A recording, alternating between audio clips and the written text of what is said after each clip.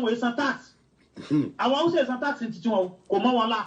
Òun ló fà tó fi jẹ́ pé tẹ́ bá wo National Bureau of Statistics report 2020, 19, 18, 17, 16 ẹ lọ wo iye owó tí kálukú táwọn state ń generate. Ọlọ́run ní jẹ́ ó bàjẹ́ fún wa yìí.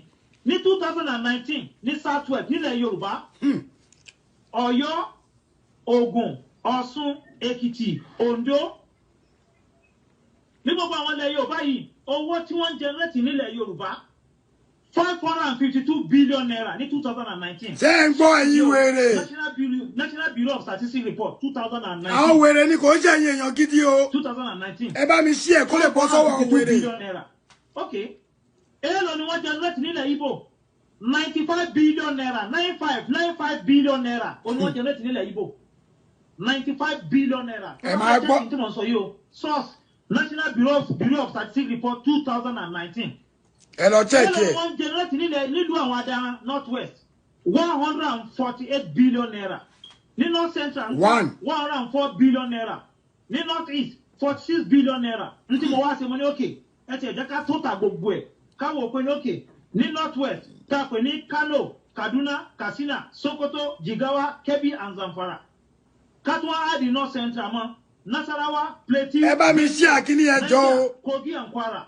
Kogi and Kwara ẹ̀jẹ̀ ká mú owó tó ń tán rí mẹ́tọ́ jẹrẹ ẹ̀jẹ̀ ká há dẹ̀ mọ́ fún wọn.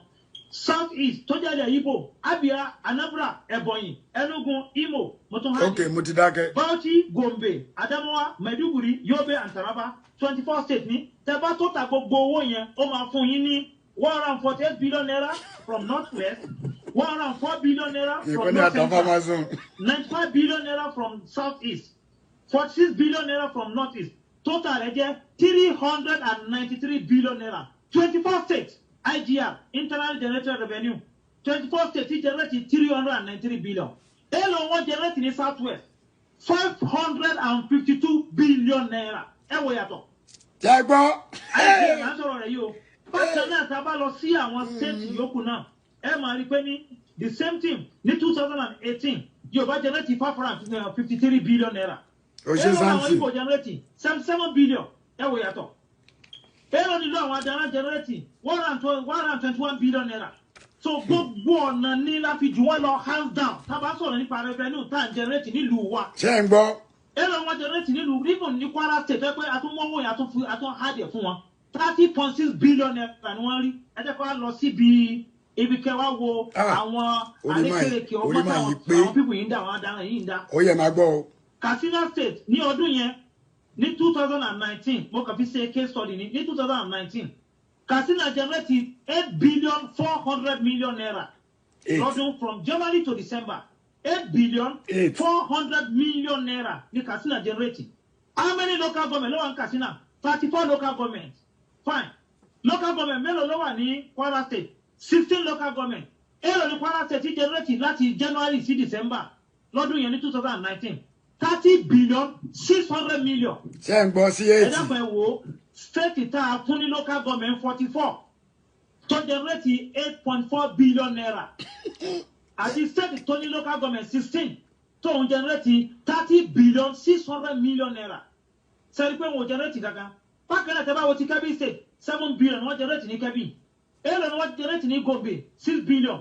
Èló ni wọ́n generate ní Borno 8 billion. Èló ni wọ́n generate ní Bauchi 11 billion. Èló ni wọ́n generate ní Lagos state 398 billion naira. Hey! Ẹ jẹ́ kó lọ síbi báwo ni wọ́n ṣe ń ṣí revenue yìí. Ẹ wo àwọn èèyàn jẹ. Bí àmọ́ Igbo. Ọkọ̀ táwọn Fúlàní dá fún àwọn èèyàn wa ni pé ní tó bá fẹ́ ṣí allocation. A ti finish ti pẹ́. Nínú owó tí wọ́n rí o ti kọ́ lẹ̀. Èmi ń wò wọ́n bọ́ ẹni. Nítorí wọn á ti di pé ní wọ́n wá sọ pé ní population ó di méjì local government ó di méjì landmass nítorí wọn wò yẹn.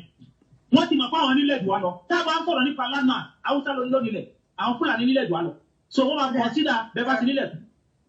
Bàbá Aliu, ẹ jẹ́ béèrè ìbéèrè lọ́wọ́ yín. Mr. Aliu yóò pọlọ. Nígbà tí wọ́n ní ilẹ̀ tó bẹ́ yẹn, ṣé torí ẹ bá má ti béèrè question báyìí. wọ́n lè filẹ̀ tí wọ́n dá oko tí wọ́n fi ń wá ẹran káàkiri, tí wọ́n fi ń wá oúnjẹ ẹran wọn. Ìyẹn ìbéèrè kékeré ni, ṣùgbọ́n èyí tó jẹ́ kókó tí mo fẹ́ kẹ́ bá wa yẹ̀wò ni pé àwọn èèyàn yìí gbogbo ń tẹ̀ kà sílẹ̀ yìí ó ti bẹ̀rẹ̀ tipẹ́ kí lẹ rò pé ó ṣe wá tí a fi gbìyànjú láti ṣe nǹkan kan láti ìjọ yìí àti pé kí lẹ rò pé ó dé ìsìn tariwo fi wá gbàtà. yóò dà yín fún yín mọ̀ ẹ jẹ́ kọ́kọ́ béèrè lókè ní tó kọ́kọ́ dá àwọn tẹ́ fi parí ẹ̀ ebi